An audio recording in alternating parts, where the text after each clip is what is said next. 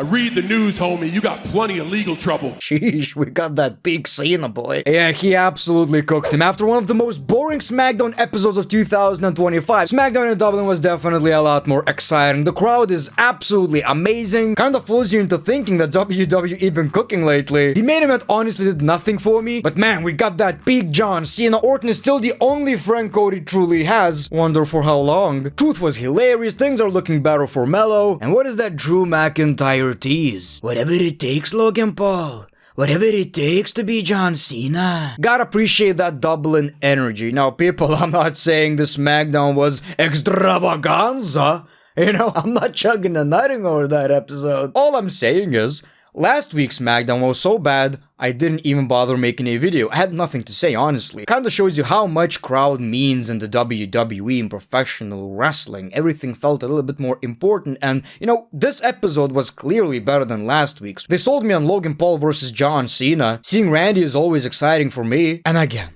compared to last week's SmackDown, this was generational. A mid-episode that compared to last week, oh my god. Let's talk about it. So Becky Lynch kicks off the show. Obviously a huge ovation. It's in Dublin. Look at those lads were on telly. But she quickly turns on the crowd. They don't deserve SmackDown. She wanted the show cancelled. Everybody's chanting for Lyra. She reminds everyone that I already beat her. She brags about all the accomplishments. Her American hot husband. She doesn't get the media coverage she deserves. Crowd was crazy. Shut the f up. CM Punk. All these chants. Absolutely love it. So much censorship though on this. I hate it. I'm watching this crap on Netflix. Let me hear the swear words. I'm not a child. Tiffany interrupts Big Pop, says Becky is ungrateful and on the wrong show. Tells Becky she can leave or she'll make her leave on behalf of the Dublin fans. Nia interrupts. Love that with passion. Ugh, you don't belong here. You get the idea. We got Jade Cargill and Nick Aldis sets up a main event, a tag team match. So I said this episode was decent. I didn't say it was perfect. First of all, I hate to say it, I like Tiffany Stratton as a champion. Everything she's doing right now with Jade and Jade just losing like that, not working for me. I don't care about it. Nia Jax is still in the title picture. Come on, what are we doing? For 2 years straight right now, it seems like. I didn't care about it. Obviously, it was for the crowd. Becky is from Ireland, you know? So they did some things for the lads. I understand, that's completely fine. Didn't care about it. This typical WWE booking of setting up a tag team match in the main event. Fraction tries chatting with Carmelo Hayes about The Miz, but Miz quickly interrupts and runs them down. Instead of firing back, Melo actually hypes up Miz's accomplishments. Miz loves it. They're a team now. Melo don't Miz, and we are awesome. It's so bad, but I can only assume it's intentionally bad, right? I hope so. I really hope so. Him. That is horrible.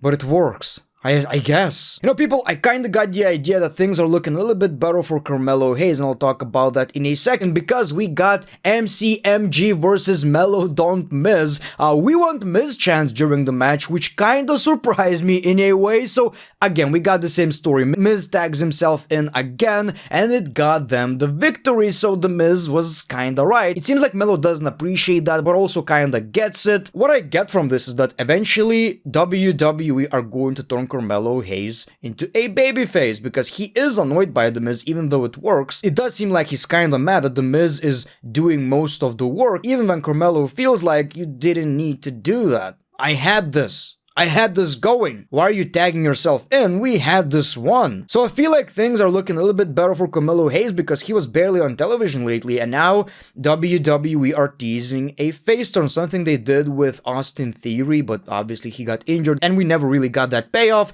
So it does seem like things are looking up for Carmelo Hayes, which is great because he's one of the most entertaining people to watch. Jimmy Uso talks about the big news from Monday. He's about to be a father. Sammy shows up, congratulates him, and says baby will always have an Uncle Sammy Uso. We got Solo and MFTs. He says you can name your baby Solo. Sammy cuts him off and Solo says we don't have time for another underdog story. Zayn fires back. This is not underdog Sammy. You're facing WrestleMania main eventer Sami Zayn. Y'all know my opinion about this whole storyline. I don't really care. It's hard for me to care about Solo Sikoa and this faction in general. And it's weird because I really like Solo. I think he's hilarious. You know, he's also fun to watch, but WWE somewhere made a mistake, and I don't know what it is. Maybe the entire Bloodline thing should be over. It was one of the greatest things WWE ever did, and now it's the absolute worst. Nobody cares. They have zero aura. You got Charlotte Flair versus Piper Niven. This is basically a tag team division match. Pretty surprising result though. Chelsea grabs Charlotte's face,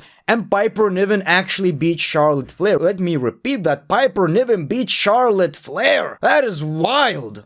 That is absolutely wild, which gives us an idea that this is going to be the tag team match in the future. Tag team championship match, which I don't necessarily mind. Give titles to Chelsea, she's great. Okay, people, we got John Cena. Dude even got emotional over that introduction and that crowd reception. Before Cena can even speak, Logan Paul interrupts. Lot of booze. Logan trashes Dublin and Cena, mocking him as a company man, desperate for attention. Drops a shot about Cena getting naked at the Oscars. Yeah, Cena is never gonna outlive that shit. He says Cena is the imposter for leaving to Hollywood, but fans hit him with another Vuaya chant. A lot of Dublin slang that most people will not understand. So Cena actually puts over Logan. He's undeniable, future Hall of Famer and main eventer. Crowd didn't really appreciate that. Then he flips the script, calls Logan Paul not just an outsider, but a parasite. Says Paul used WWE as a branding opportunity to sell drinks and buy Pokemon cards. He even tips over Prime Stand, which got a big reaction. Okay, like, if we didn't believe John Cena is a changed man, like maybe you said, well, he's still a heel, he's just playing with us. Like one person probably in the world actually thought that John Cena is a bad guy. He's just pretending. When he did that shit to the Prime Stand, the biggest babyface in the world. Next thing you should do, Jonathan Anthony Felix Cena, is actually rip every sponsor of the, the ring and shit. Oh my god, the biggest babyface in the world. Incoming. Cena actually did what us, the marks, as you say, said. You're stealing opportunities from guys like AJ Styles, Dominic Mysterio. He gives us a couple of more names and everybody's chanting, we want Styles. Okay, that is a crime actually. Why are you not giving us John Cena versus AJ Styles? That is legitimately a crime. He tells Logan, you better bring your A game to Clash in Paris because he's stepping in the ring with the GOAT. And we even got the attitude adjustment with a monstrous pop. Look, I know how we feel about it. It should not be a premium live event match, but I guess WWE again are telling us that Logan Paul is not a celebrity wrestler. He's literally on SmackDown every week. He's a wrestler, a great heel, whether we like him or not. Great heel, probably one of the only realistic heels in the WWE. And in a way, I can't wait to see how Logan Paul and John Cena, the match itself,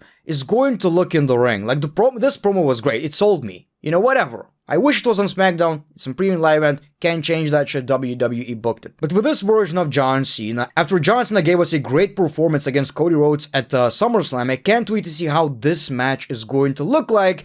And also people, Drew McIntyre. Because Drew McIntyre backstage is angry at Logan Paul. You gotta make things right. You gotta do whatever it takes to beat John Cena. Then he leaves. He comes back and says, whatever it takes. This got me interested. What does he mean? A big scenario is some kind of celebrity showing up. And no, don't do that. But I'm really interested in what does Drew McIntyre mean?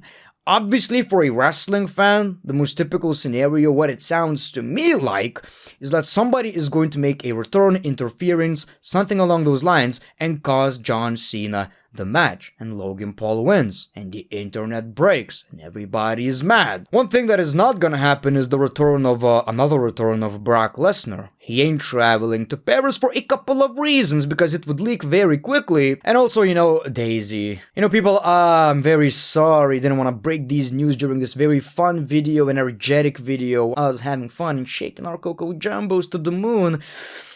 Daisy is not well. She's not giving any milk lately.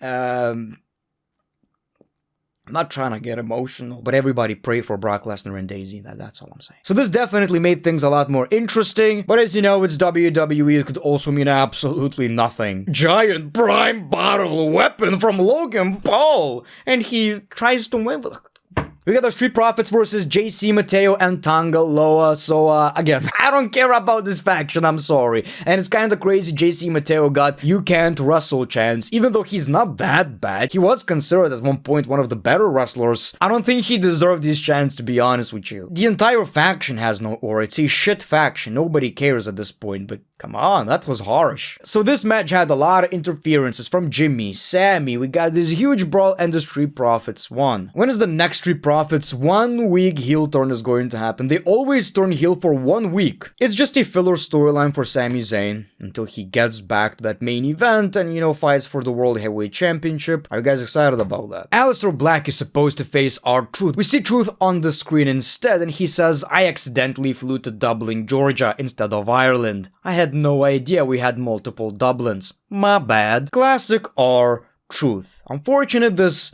serious R-Truth, who's driving now, never really picked up. Nothing really happened with it. It's really unfortunate because I was interested in what WWE could actually do with that character, but it's gone just like John Cena's heel run. Really unfortunate. He called a good friend of his though to take his place, and here comes Damian Priest. It was supposed to be a match, I guess, but it wasn't. We got a big brawl, we got a bunch of security, you get the idea. It's fine, but I wish R-Truth was a bigger part of this storyline. We were so interested in what's gonna happen, and WWE yet again dropped the ball. We see Drew McIntyre though. He wants a medical update on Cody, but they have nothing. He calls Cody a bitch. He mocks him, says, "Push your wife out of the bed, sleep with that championship because it's not gonna last." And Cody has no friends left in WWE. We see Randy Orton with that crazy look, RKO out of nowhere, and everybody's singing Randy Orton's theme song. Seems like this could be a match for Clash in Paris. Randy Orton versus Drew McIntyre match we've seen so many times before. I don't mind it though. Again, Drew McIntyre is slowly but surely entering that main event peak Drew McIntyre phase. Reminds me of that CM Punk rivalry version of Drew McIntyre. Slowly but surely, our Scottish Warrior is peaking again. And honestly, I hope this ends with Drew McIntyre actually winning the championship. I really hope so. Before the big moment of the show, we got Becky and Nia versus Tiffy and Jade, which was basically to pop the crowd in a way, because Becky was a heel, and it's fine. It's whatever. Tiffy and Jade win the match. They're teasing another one. Tiffy versus Jade is definitely coming. But after Jade lost clean in a pretty short match, I don't care that much, honestly. I've been begging for something different in this division for months now, and we keep seeing Nia, Jade, Tiffany. It's the same thing over and over again. Backstage, Nick Aldis says, "I have something from Brock Lesnar." Before he can elaborate, we see Logan Paul. He attacks John Cena with a cheap shot and says he'll see him in Paris. And that was your SmackDown. Bit of a shame we never got that answer. So what Brock Lesnar said to John Cena? "I'll see you after I take care of Daisy, John." It's pretty obvious to us though. It's going to be at Palooza. We all complain about the WWE, rightfully so. My biggest issue right now at this moment is the fact that Brock Lesnar came back and we never got a follow-up. That is absolutely crazy. Even during the worst times of the WWE, anytime you would get something big at a pay-per-view back then, you would get some answers on the upcoming Raw. 90% of the time. So I don't miss the old WWE, but I miss things like these. Anyway, that was your SmackDown. Not a great show by any means, but the energy, the comparison to previous show, I can at least appreciate that. I didn't fall asleep. That is a plus lately with the WWE. Thank you for watching, people. Check out this video of me going back to WrestleMania 31. Was it a good premium live event? I don't know, check that out.